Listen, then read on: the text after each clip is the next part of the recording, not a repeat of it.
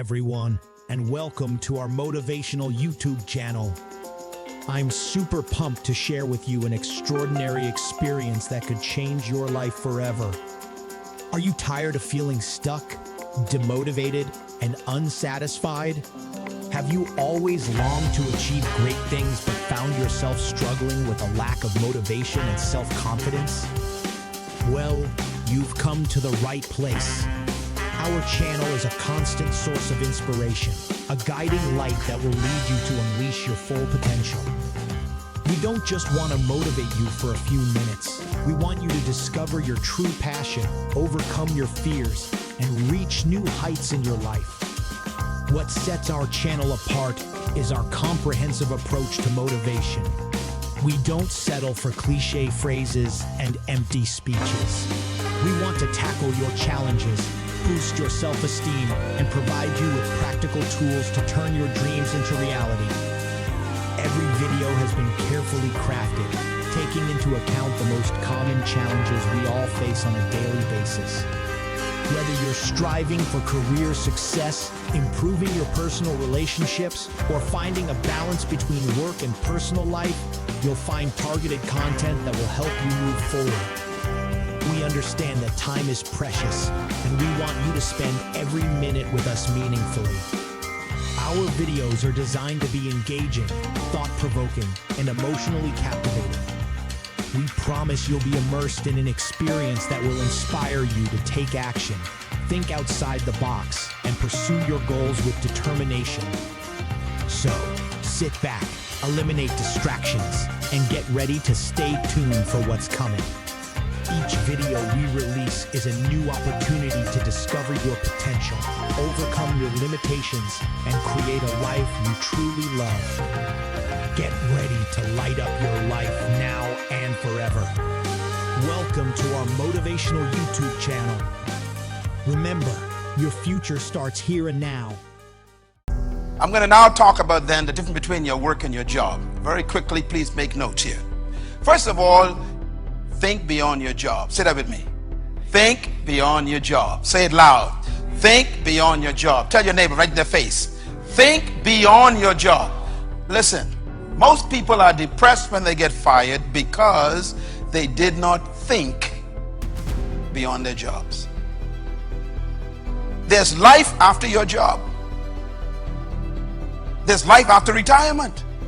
And believe me, nothing is more dangerous today than retiring. Because, when your great-grandfather used to retire, you retired at 65 and you're dead at 70. Today, because of the increase in medical science, you can live to be 80 to 85 average. If you retire at 60, how many years you got left? 25 years more and you are retired. What are you going to do for another quarter of your life? Therefore, you cannot put your hope in a job. And let me tell you something right away. The company you work for, the minute you hit 65, they already start singing the hymns. Rescue the perishing, care for the dying. Why? You're 65. They already see the young guy coming out of college who want to actually work for less. Are you with me? The older you are, the more expensive you are to the company. So wake up and think beyond your job. That means that the solution to your future success is not in the job you have, it's in what you're thinking beyond the job. And that's why I'm here in this session. Make a note of this. There's no future in any job. I guess those who got fired proved that, right? You got laid off. Or they only got you on 2 days work. You realize your future is being attacked by the fact that they laid you off. So you got to cut back on your standard of living. Maybe even lose a car and lose a house. Why? Because your future, you put in your job. No job has a future in it. Make a note of this, please. The future is in the one who holds the job. Don't ever allow an organization to be your hope. Every job is temporary. No matter how much they praise you and love you, you better think beyond that position.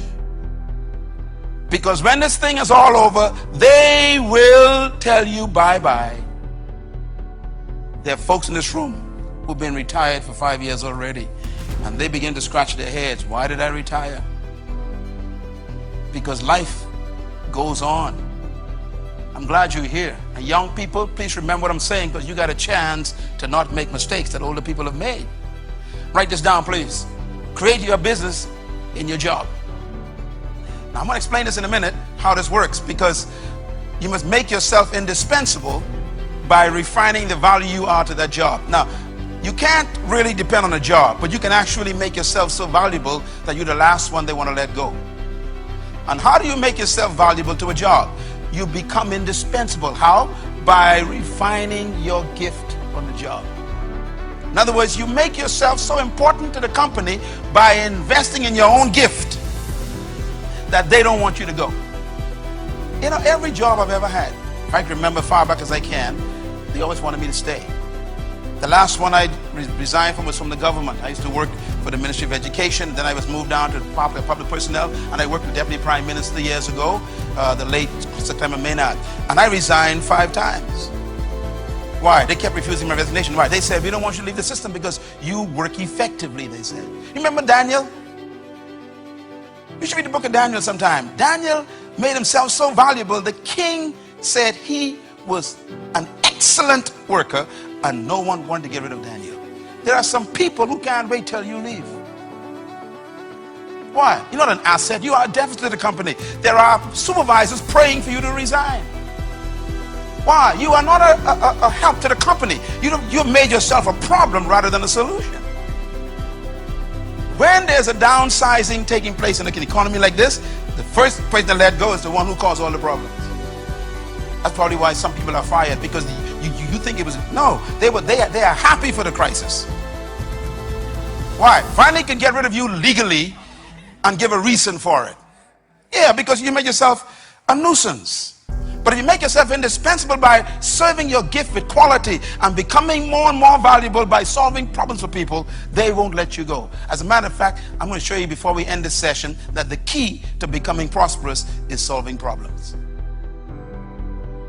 You are kept for the problems you solve. You are let go for the problems you create. People ask me all the time, how you doing? My answer is, I'm a solution, not a problem. And I mean that. I said to myself all the time, I solve problems. That's why I'm valuable.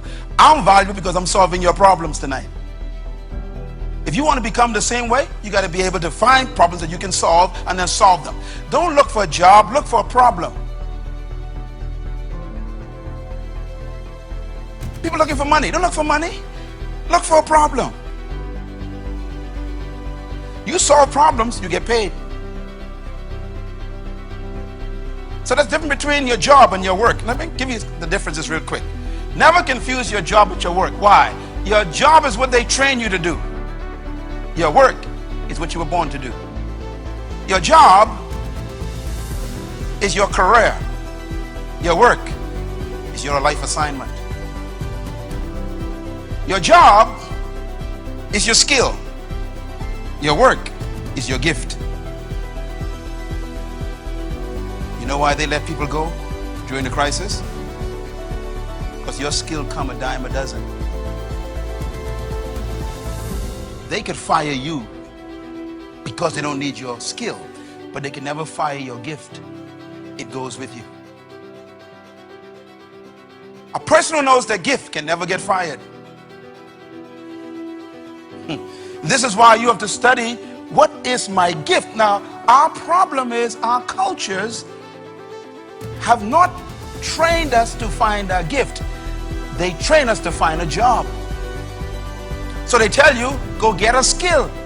Remember those words? The problem is, your skill is dispensable. Who told you I can need your skill all along? Plus, if I've been using your skill for 20 years and now you are making $20,000 a year, and a young guy came out of college with a more refined skill in your area, he only wants 25. You're gone. In other words, skills are dispensable. But gifts can never be taken away. Write this down, please. Your work You can retire from your job, but you can't retire from your work. I've never seen a fish who says, I tired swimming.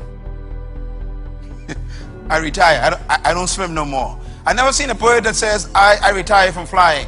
I've never seen a seed that says, I retire from bringing forth a tree. In other words, you never retire from your gift. You can retire from your work, from your job rather, from your skill.